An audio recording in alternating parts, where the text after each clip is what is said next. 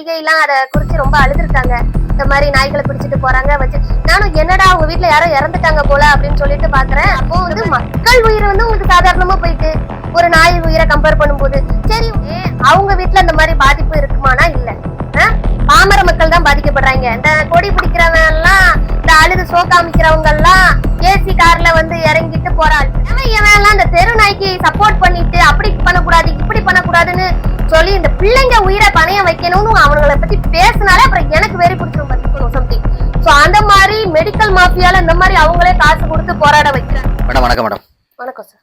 Madam நம்ம இன்னைக்கு எதை பத்தி பார்க்கலாம் அப்படின்னா, இப்போ வந்து ரீசண்டா டெல்லி உச்சநீதிமன்றம் வந்து ஒரு ஆர்டர் வந்து ஒன்று இஷ்யூ பண்ணியிருந்தாங்க. அதாவது வந்து பார்த்தீங்கன்னா, தெருநாய்களை எல்லாம் பிடிச்சி தனியாக ஒரு கூடாரம் மாதிரி அமைச்சு அதில் வச்சு நீங்கள் பாதுகாத்துக்கோங்க அப்படிங்கிற மாதிரி சொல்லியிருந்தாங்க. ஸோ அதை பற்றி உங்களுடைய தகவல் என்ன மேடம்? மேலும் இல்லாமல் வந்து பார்த்தீங்கன்னா, தமிழ்நாட்டிலையும் மிக அதிகமாக தெருநாய்க்கடிகள் இருக்குது. ஸோ அதை பற்றிய உங்களுடைய ஒரு அபிப்பிராயம் என்ன? ஃபர்ஸ்ட் ஆஃப் ஆல் அனைவருக்கும் வணக்கம். எல்லாரும் நம்மளோட சேனலை வந்து சப்ஸ்கிரைப் பண்ணியிருக்கீங்க, ரொம்ப நன்றி. இன்னும் யாரெல்லாம் நம்மளோட சேனல் ஏவி நெல்லை மீடியாவை சப்ஸ்கிரைப் பண்ணாமல் பார்த்துட்டு இருக்கீங்களோ சப்ஸ்கிரைப் பண்ணிட்டு பாருங்க, ஓகேவா? ஸோ இப்போ நம்ம விஷயத்துக்கு போகலாம். ஆக்சுவலாக அந்த ஸ்ட்ரே டாக்ஸ் அதை பற்றி கொஞ்சம் பரபரப்பாக இப்போ 2-3 நாளாக பேசிகிட்டு இருக்காங்க. அதுபடி பார்த்தீங்க அப்படின்னா நம்மளோட சுப்ரீம் கோர்ட்ல என்ன உத்தரவு போட்டிருக்காங்க அப்படின்னா, டெல்லியில வந்து ரொம்ப பயங்கரமா தீவிரமா இருக்கும் அந்த ரேபிஸ் தொற்று. ஸோ அதனால நிறைய பேர் பொதுநல வழக்கு போட்டிருக்காங்க. இந்த மாதிரி சின்ன பிள்ளைங்களை ரொம்ப கடிச்சு ரொம்ப பிரச்சனைகள் வருது. இல்லை, இப்போ ரீசெண்டா ஒரு 6 years old பேபி ஒன்று இறந்துருந்தது. ஆமா, ஸோ அது ரிலேட்டடா உள்ள கேஸ் தான் அப்படிங்கிற மாதிரி. ஆமா, அதனால ரொம்ப தீவிரம் அடைஞ்சு அது மட்டும் இல்ல இன்னும் நிறைய வழக்குகள் போட்டிருக்காங்க இந்த சம்பந்தமா. ஏன்னா ஒரு கேஸ்லயே அவங்க இது சடனா ஆக்ஷன் எடுக்க மாட்டாங்களா, நிறைய பேர் பாதிப்படைஞ்சிருக்காங்க. அது பொறுத்து இந்த மாதிரி நீங்க வந்து ஸ்ட்ரே டாக்ஸ் எல்லாம் இந்த மாதிரி ஸ்ட்ரீட்ல இது பண்ணக்கூடாது, அதுக்குன்னு தனியா ஷெல்டர் ப்ரொவைட் பண்ணி அதுக்குன்னு ப்ராப்பரா கேர் எல்லாம் நீங்க தனியா வச்சுக்கோங்க சிசிடிவி சர்வேலன்ஸோட. மற்றபடி அதை வந்து பொதுமக்களுக்கு பாதிப்பு ஏற்படுத்தக்கூடாது அப்படிங்கிற ஒரு நோக்கத்துல வந்து நம்மளோட சுப்ரீம் கோர்ட் வந்து உத்தரவிட்டு இருக்காங்க. இது வந்து ஒரு நல்ல ஒரு வரவேற்கத்தக்க ஒரு விஷயம் தான். ஏன்னா இப்ப பாத்தீங்க அப்படின்னா ரீசெண்டா நம்மளோட தமிழ்நாட்டை பொறுத்தவரை 7 மாச கணக்கெடுப்பின் வகையில வந்து ஒரு 3.5 லட்சம் பேர் பாதிக்கப்பட்டிருக்காங்க நாய்க்கடியில. அது மட்டும் இல்ல 20 பேர் இறந்திருக்காங்க. சோ தொடர்ச்சியா இதோட எண்ணிக்கை வந்து கூடிக்கிட்டே தான் வருது ரீசெண்டா பார்க்கும்போது. சோ இதனால வந்து அரசாங்கம் வந்து ஒரு நல்ல நடவடிக்கை எடுக்கணும். ஏன்னா சுப்ரீம் கோர்ட் வந்து உத்தரவு போட்டுட்டு அது வந்து இப்ப டெல்லி மாநிலத்துல வந்து ஒரு 8 வாரத்துக்குள்ள இமிடியட் ஆக்ஷன் எடுக்கணும்னு சொல்லியிருக்காங்க.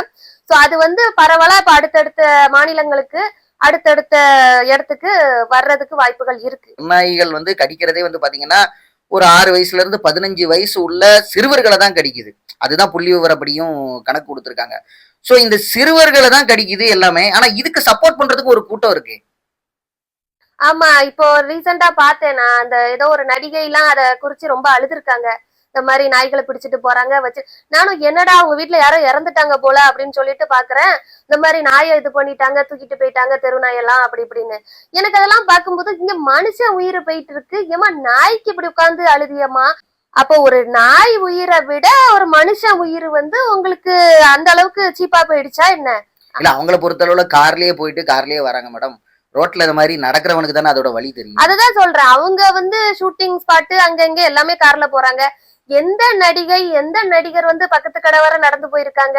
எதுவும் ஜாமான வீட்டுக்கெல்லாம் அவங்களுக்கு ஜாமான வீடு தேடி வருது.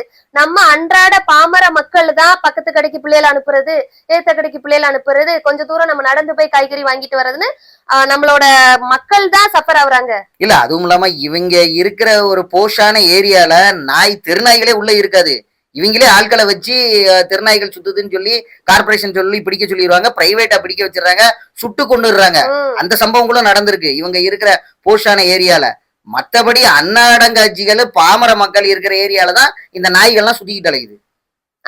அதுதான் எனக்கு புரியவே இல்லை. ஏன் அந்த லேடி இந்த மாதிரி சீன் போடுது?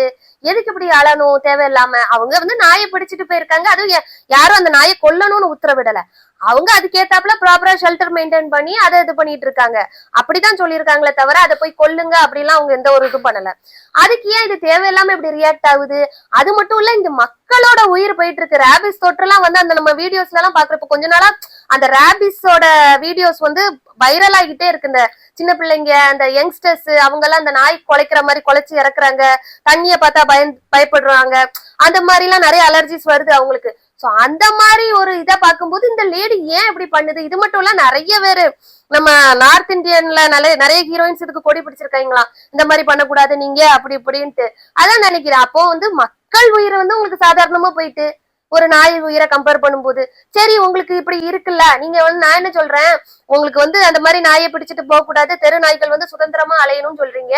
ஒரு 10 நாயை உங்க வீட்டுல பிடிச்சு போட்டு வளங்க. நீங்க நல்ல பெரிய பெரிய ஹை கிளாஸ் நாய ஃபாரின் பிரீடு அதுதான் வளர்க்குறீங்க, அது இதுன்னு சொல்லிட்டு. ஏன் ஒரு 10 நாய்க்கு நீங்க வீட்டுல இது பண்ணி சோறு கொடுங்களேன். உங்க பெட்ரூமையே 10 நாயை வளங்க. உங்க பெட்ரூம்ல எவ்வளவு பெரிய ரூம்லாம் இருக்கும். இவங்களே தனியா ஒரு ஷெல்டர் இது பண்ணி 100 நாயை வளர்க்கலாமே, 100,000 நாயை வளர்க்கலாமே. அவ்வளவு தூரம் நாய்களை பண்ணலாமே. இவங்கள்ட்ட காசா? அவ்வளவு தூரம் உங்களுக்கு வந்து நல்லா செட்டில்டா இருக்கீங்க, நல்லா வெல்த்தியா இருக்கீங்க.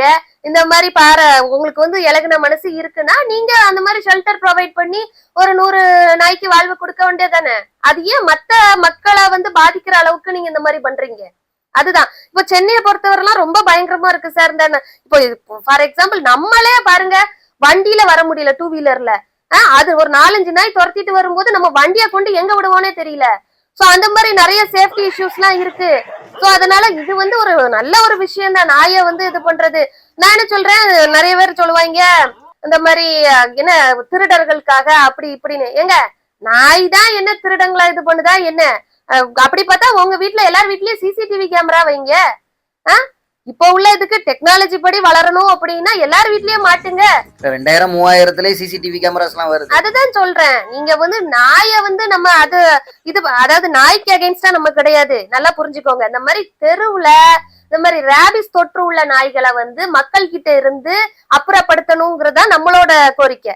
மத்தபடி நாய சுத்தமா அப்புறப்படுத்துங்க அப்படிலாம் நம்ம சொல்லல. நாய் இருக்கிறது நல்லதுதான். ஆனா இந்த மாதிரி தொற்றுள்ள நாய்களை வந்து மக்களோட வாழ்விடத்துல இருந்து அகற்றுங்க, அப்புறப்படுத்துங்கன்னு தான் எல்லாரோட கோரிக்கையுமே. நம்மளோட சமூக ஆர்வலரோட கோரிக்கை எல்லாமே அப்படிதான் இருக்கு. சோ இதுக்கு வந்து நீங்க கொடி பிடிக்கணும்னு அவசியமே கிடையாது. இது தேவையில்லாத கொடி. அதனால நம்ம அந்த அழுத ஒரு ஹீரோயின் அவங்களுக்கு சொல்றேன் நானு, தேவையில்ல. மேடம், இப்போ இந்த தெருநாய்களுக்கு ஆதரவா சமூக நல ஆர்வலர்கள், விலங்கு நல ஆர்வலர்கள் நிறைய பேர் கொடி பிடிக்கிறாங்க. சோ அவங்களுக்கு இந்த குழந்தைங்களோட உயிர் வந்து ஒரு பொருட்டா இல்லையா? சோ இப்போ அந்த கொடி பிடிக்கிறவங்க எல்லாருமே அவங்க வீட்டுல இந்த மாதிரி பாதிப்பு இருக்குமானா இல்ல. பாமர மக்கள் தான் பாதிக்கப்படுறாங்க. இந்த கொடி பிடிக்கிறவங்க எல்லாம், இந்த அழுது சோகாமிக்கிறவங்க எல்லாம் ஏசி கார்ல வந்து இறங்கிட்டு போற ஆட்கள். ஒரு கோயிலுக்கு வராங்கன்னா கோயில் வாசல் வர கார் வருது. மத்த மக்களுக்கு எல்லாம் அப்படி கிடையாது, அந்த ஒரு சலுகை கிடையாது. அது மட்டும் இல்ல, ஃபுல் அண்ட் ஃபுல் அவங்க ஏசிலேயே இருக்காங்க, வெளி உலகத்தை பாக்குறதே கிடையாது. என்னைக்காவது வராங்க போறாங்க, அதுவும் கார்ல வராங்க. என்னைக்காவது தெருவுல நடந்திருக்காங்களா? இந்த நாய்க்கு கொடி பிடிக்கிறாங்களா அவனை நான் கேக்குறேன், என்னைக்காவது அவன் தெருவுல நடந்து போயிருக்கானா?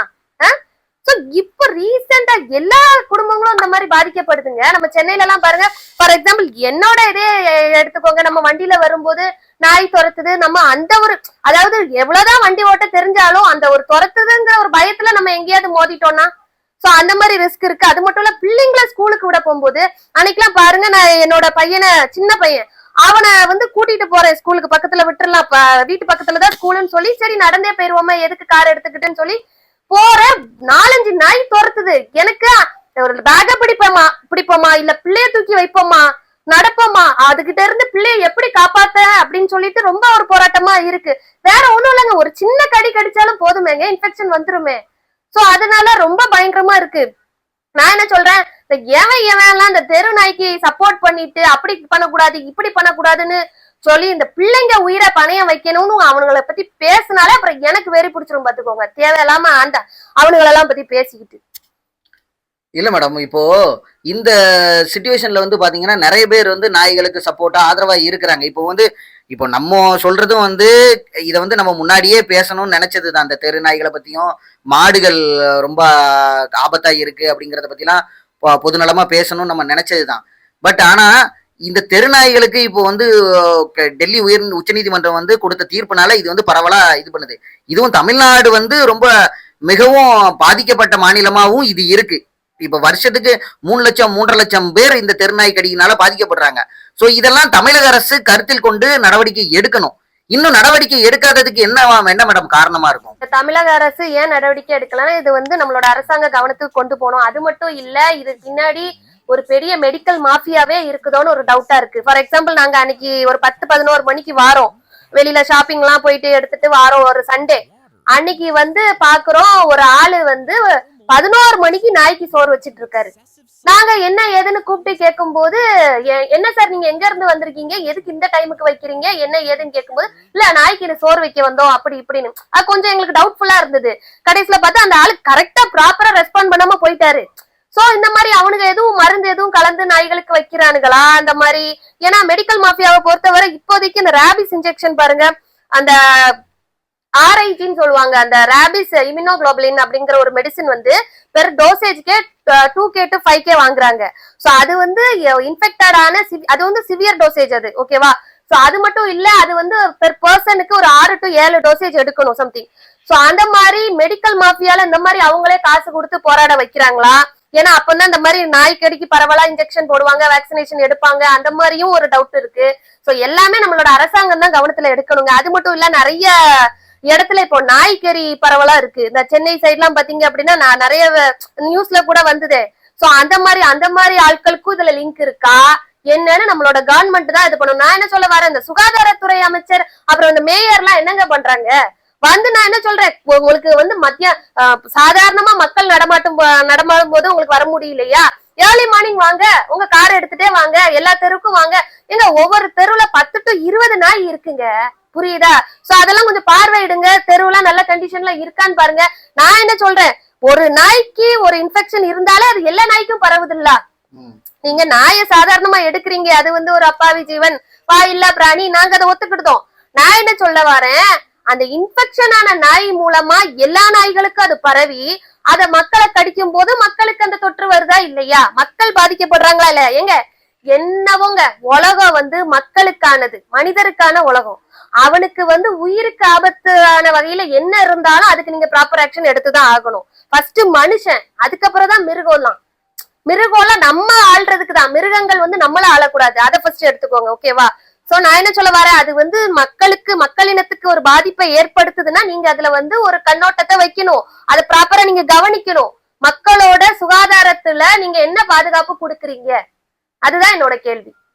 நம்ம பிள்ளைங்களோட உயிர் முக்கியமா இல்ல அந்த தெருநாய்கள் முக்கியமா, அதை என்னன்னு நீங்களே டிசைட் பண்ணிக்கோங்க.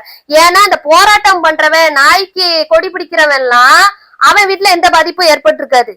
அவனை கூப்பிட்டு சொல்லுங்க பாப்போம், இது வரைக்கும் அவன் வீட்டுல ஏதாவது நாய்க்கடி வந்திருக்கா, யாருக்காவது ரேபிஸ் தொற்று வந்திருக்காடு? பாதிக்கப்பட்டதெல்லாம் நம்ம பொதுமக்கள் தானங்க. அவன் நல்லா கார்ல இறங்குதான், கார்ல போறான், ஏசில இருக்கான். பாமர மக்கள் யாராவது கொடி பிடிக்கிறாங்களா நாய்க்கு சப்போர்ட் பண்ணி?